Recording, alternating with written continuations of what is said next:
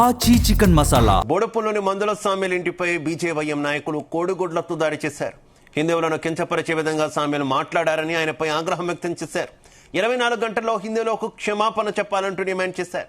తుంగతుర్తి నియోజకవర్గంలో ఎలక్షన్ సమయంలో మా యొక్క ఆలయాల దగ్గరకు వచ్చి పొల్లు దండాలు పెట్టి నన్ను గెలిపించండి దండాలు పెట్టిన సామ్యూల్ ఈరోజు హిందువులను కించపరిచే విధంగా మాట్లాడడం కరెక్ట్ కాదన్నారు. ఇక సామ్యూల్ క్షమాపణలు చెప్పని ఎడల ప్రజలు నీకు బుద్ధి చెబుతారంటూ హెచ్చరించారు.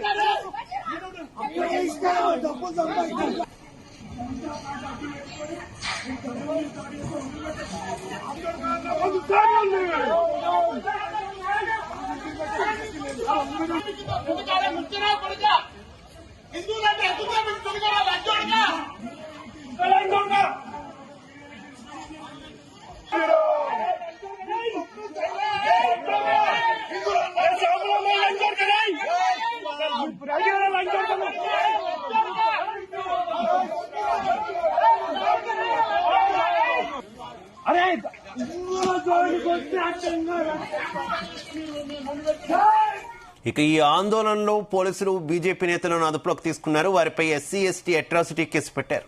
ఇదే అంశంపై మరింత సమాచారం మా crime bureau chief Raviteja live ద్వారా అందిస్తారు. రవితేజ, హిందువుల మనోభావాలు దెబ్బతీసే విధంగా, హిందూ వర్గాన్ని రెచ్చగొట్టే విధంగా ఒక అధికార పార్టీకి చెందినటువంటి ఎమ్మెల్యే చేసినటువంటి వాక్యాలు ఇప్పుడు బీజేపీ నాయకులు, హిందూ సంఘాలనంతా కూడా ఆగ్రహాన్ని వ్యక్తం చేసి రోడ్డు మీదకి వచ్చి ఇంటిపై దాడి చేసేటువంటి పరిస్థితికి దారి తీసిందంటూ కూడా బీజేపీ నాయకులు, హిందుత్వ సంఘాలు అంటూ ఉన్నారు. ఈరోజు మేడపల్లి పోలీస్ స్టేషన్ పరిధిలో మందుల సామ్యుల ఇంటి సమీపంలో ఎందుకు ఆ రకమైనటువంటి స్టేట్మెంట్ ఇవ్వాల్సి వచ్చింది? పండితులను అవమానించే విధంగా, ఇటు దేవీ దేవతలను అవమానించే విధంగా, దాంతోపాటు మనోభావాలు దెబ్బతీసే విధంగా ఒక ప్రజాప్రతినిధి అయ్యుండి ఇలా వ్యవహరించడం కరెక్ట్ కాదు.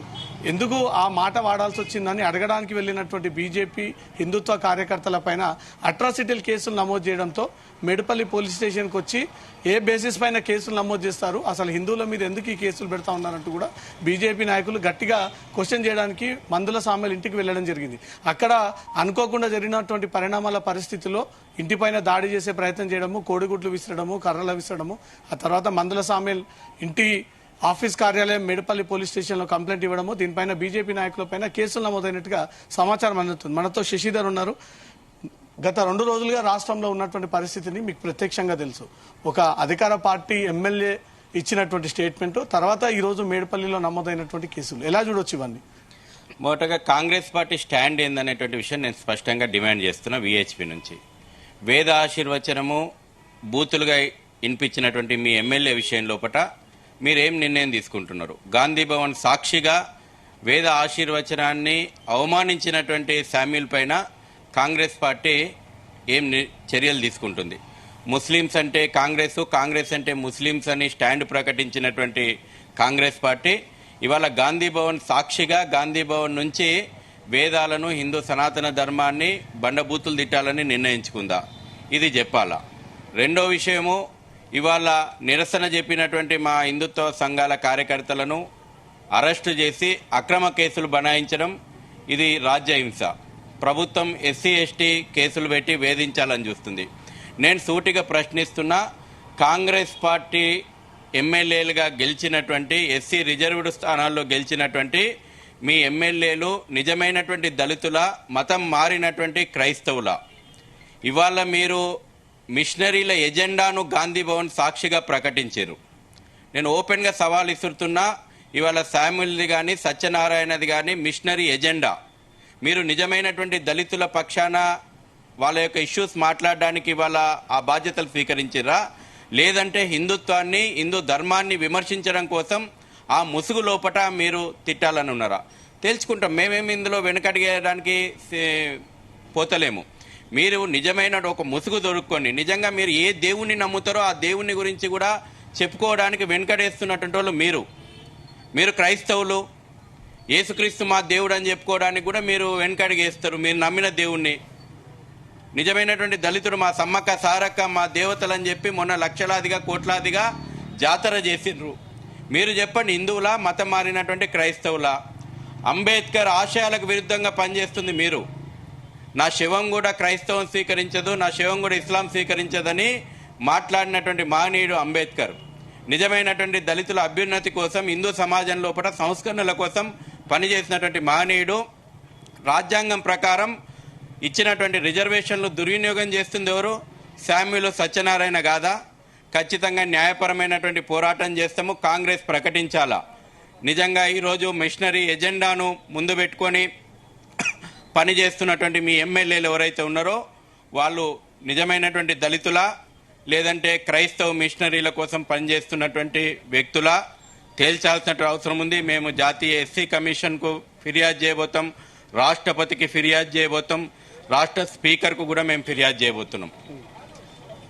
మాట్లాడిన ఎమ్మెల్యే పైన చర్యలు లేవు కానీ అడగడానికి వచ్చినటువంటి కార్యకర్తల పైన ఎస్టీ కేసులు. రాష్ట్ర ప్రభుత్వం విధానం అట్లా ఉంది. ఈ రాష్ట్ర ప్రభుత్వం హిందూ వ్యతిరేక ఎజెండా, ఇప్పటికీ దారుసలం ఎజెండా విచ్చలవిడిగా రాష్ట్రం లోపల అమలవుతుంది. ఇప్పుడు మిషనరీల ఎజెండా కూడా అమలు కుట్రలకు తెరలేపారు. చాలా స్పష్టంగా చెప్తున్నాం మేము. ఇవాళ గాంధీ భవన్ సాక్షిగా మిషనరీ ఎజెండా తెర మీదకి వచ్చింది. మొన్నటి వరకు దారుసలం ఎజెండా ఎట్లా నడుస్తుందో చేయి బాయి కలిసిపోయేసేసి రాష్ట్రంలో ఏ విధంగా హిందూ వ్యతిరేక పాలన నడుస్తుందో, హిందుత్వం అంటే నఫరత్ అంటాడు స్వయంగా పార్లమెంట్ లోపల వీళ్ళ నేత రాహుల్ గాంధీ. హిందుత్వాన్ని ఎరాడికేట్ చేస్తామన్నటువంటి శక్తులతోటి, వ్యక్తులతోటి, పార్టీలతోటి దోస్తాన్ చేసినటువంటి కాంగ్రెస్ పార్టీకి హిందుత్వం మీద విషం కక్కడం అలవాటైపోయింది. అందుకే వాళ్ళ అధికారం కోసం వాళ్ళ ఎమ్మెల్యేలు నిర్లజ్జగా నిస్సిగ్గుగా ఇవాళ హిందూ వ్యతిరేకత ప్రకటిస్తూ ఉన్నారు. మేము కూడా తేల్చుకోవడానికి రెడీ అయినాం. ఇవాళ ఇక్కడికి వచ్చినాం. ఎట్లా మీరు ఎస్సీ ఎస్టీ కేసు నమోదు చేస్తారు చెప్పాలి. ప్రభుత్వంలో అధికార పార్టీకి పోలీసులు కూడా కొమ్ము గాయద్దు అంటున్నాం. ఎంక్వైరీ చేయండి. ఎట్లయితాడు శామ్యుల్? నిజంగా దళిత సమాజాన్ని మోసం చేసింది శామ్యుల్. ఎస్సీ రిజర్వ్ స్థానం లోపల నిజమైనటువంటి ఈ దళితులకు దక్కాల్సినటువంటి సీటును వంచి మోసం చేసి కుట్రపూరితంగా దక్కించుకుంది శామ్యుల్. సత్యనారాయణ గాని మేము న్యాయ పోరాటం చేసి ఖచ్చితంగా వీళ్ళ యొక్క మోసపూరితమైనటువంటి విధానము ఏ విధంగా దళితులకు చెందాల్సినటువంటి అంబేద్కర్ ఆశయాలకు అనుగుణంగా, రాజ్యాంగానికి అనుగుణంగా నిజమైనటువంటి దళితులకు చెందాల్సినటువంటి రిజర్వేషన్లను, పదవులను ఈ రకంగా మతం మారినటువంటి శామ్యుల్ ఎట్లేసుకపోయిండు, మతం మారినటువంటి సత్యనారాయణ ఎట్లేసుకపోయిండు మేము ఎండగడతాం. దళిత సమాజం లోపలనే చర్చ పెడతాం. మీరు ఏ దళితులనైతే మీరు వాళ్ళని ముందేసుకొని మీ కుట్రపూరితమైనటువంటి ఎజెండాను అమలు చేస్తున్నారు కదా, మేము నిజంగా ఇవాళ దళితుల పక్షాన నిలబడ్డటువంటిది మేము. దళితులను ఒక రాష్ట్రపతిగా చేసింది మా సిద్ధాంతము, దళితులను అభ్యున్నతిని చేసింది మా సిద్ధాంతము. అయోధ్యలో రామ మందిరం యొక్క పునాదిని ఒక దళితునితోటి భూమి పూజ చేయించింది మా హిందుత్వము. ఇవాళ హిందుత్వం అంటే దళితులు హిందుత్వంలో వేరు కాదు. హిందుత్వానికి వెన్నుముక దళిత సమాజము. వేల సంవత్సరాలుగా ఈ యొక్క ఇస్లాం దాడులను కానీ, క్రైస్తవ మిషనరీ కుట్రలను కానీ ఎదిరించి ఈ సనాతన ధర్మాన్ని కాపాడింది దళిత సమాజము, బడుగు బలహీన వర్గ సమాజము. మేము నిజంగా ఈరోజు మీ ఛాలెంజ్ను స్వీకరిస్తున్నాం.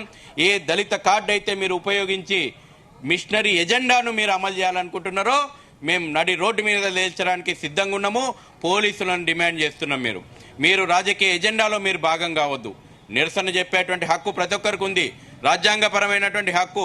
నిరసన చెప్పిండ్రు కానీ మీరు అట్రాసిటీకి వితౌట్ విచారణ, కనీస ప్రాథమిక విచారణ చేయకుండా ఉదయం నుంచి మీరు కార్యకర్తలు ఎట్లా అరెస్ట్ చేసి ఉంచిండ్రు? ఏ చట్టం ప్రకారం ఉంచిండ్రు? సుప్రీంకోర్టు ఏం చెప్పింది? ఎస్సీ ఎస్టీ కేసుల విషయం లోపల ఏసీపీ స్థాయి అధికారి పూర్తి స్థాయి దర్యాప్తు జరిపిన తర్వాత చర్యలు తీసుకోవాలంటే ఉదయం నుంచి మీరు ఏం ఎంక్వైరీ చేసిరని చెప్పి ఇవాళ మేము పోలీసులను అడుగుతా ఉన్నాం. ఏసీపీ లీవ్లో ఉన్నా అన్నారు, డీసీపీ లీవ్లో ఉన్నా అన్నారు. మరి ఎవరు విచారణ జరిపిండ్రు? ఎవరు అరెస్టులను చూపెడతా ఉన్నారు? ఏ రకంగా కేసు నమోదు చేసిండ్రు? డిమాండ్ చేస్తున్నాం. బేషరతుగా మా కార్యకర్తలను విడుదల చేయాలి, లేకపోతే మమ్మల్ని అందరినీ అరెస్ట్ చేయండి. మహిళల పైన దాడులు చేసిండ్రు. ఇవాళ నేను చెప్తా ఉన్నా, శామ్యులకు కానీ సత్యనారాయణకు కానీ మతం మారి రాజ్యాంగం యొక్క రిజర్వేషన్ ప్రక్రియను దుర్వినియోగం చేస్తూ నిజమైనటువంటి దళితులను మోసం చేస్తున్నటువంటి ఇటువంటి వ్యక్తుల వెనకాల ఏ దళిత సంఘం కూడా నిలబడొద్దు. వీరి యొక్క కుట్రల్లో ఏ దళిత సంఘం కూడా కలిసిపోవద్దని చెప్తా ఉన్నాం. వాస్తవం చర్చించండి. ఎందుకు వచ్చిందండి ఒక బ్రాహ్మణుడు ఎందుకు వచ్చిండు? ఎస్సీ సెల్ యొక్క చైర్మన్ గా ఎన్నికైనటువంటి వ్యక్తికి ఆశీర్వదిస్తేందుకు వచ్చిండు కదా ఒక బ్రాహ్మణుడు. వచ్చి దీర్ఘాయుషు అని ఆశించిండు కదా, నీకు సుఖం కలగాలని చెప్పి ఆశీర్వాదం చేసిండు కదా, నీ వేదిక మీదకి వచ్చి ఆశీర్వదించిండు కదా, అంటరాని తనాన్ని పాటించలే కదా, నీ మేలుకొరి అక్కడికి వచ్చిండు కదా. అక్కడికి వచ్చినటువంటి ఒక వేద పండితునికి కనీసం నువ్వు గౌరవం ఇయ్యలేదు. అయినప్పటికీ నీ మేలు కోరి ఆశీర్వదించింది కదా, దాన్ని నువ్వు స్వాగతిస్తావా? లేకపోతే నీ మేలు కోరి ఆశీర్వదించి వచ్చినటువంటి బండబూతులు తిట్టేసేసి ధర్మాన్ని అవమానం చేసి పంపితే నీ ఎజెండా ఏంది? నీ ఎజెండా క్రైస్తవ మిషనరీ ఎజెండా. తప్పకుండా పుట్టు పూర్వతరాలన్నీ తీస్తాం.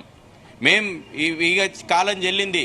ముట్టుకుంటే మీరు దళిత సంఘమనో లేకపోతే ఎస్సీ రిజర్వేషన్ మీరు నమ్మిన దేవుణ్ణి కూడా చెప్పుకోకుండా, నేను మరే పదే అంటున్నా, మీరు నమ్మిన యేసుక్రీస్తును మీరు చెప్పుకోరు. మీరు చెప్తున్నటువంటి అంబేద్కర్ను మీరు మోసం చేస్తున్నారు. అంబేద్కర్ పెట్టినటువంటి విధి విధానాలను మీరు తుంగలో దొక్కిండ్రు.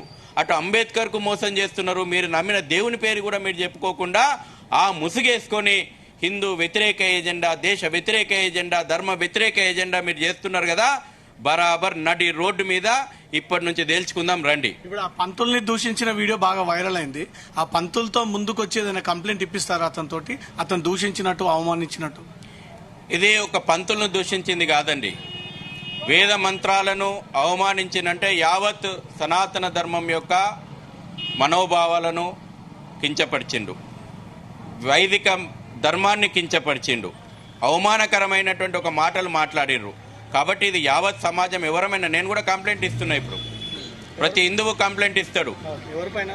ఎమ్మెల్యే పైనే ఇవాళ 2 రకాలైనటువంటి కేసులు ఎమ్మెల్యే మీద నమోదు కావాలి. ఒకటి మా యొక్క ధర్మాన్ని మనోభావాలను కించపరిచినటువంటి కేసు ఒకటి నమోదు కావాలా, ఎంక్వైరీ జరగాల. శామ్యుల్ నిజంగా హిందూ దళితుడేనా లేకపోతే మిషనరీ ఏజెంటా, మతం మారిండా?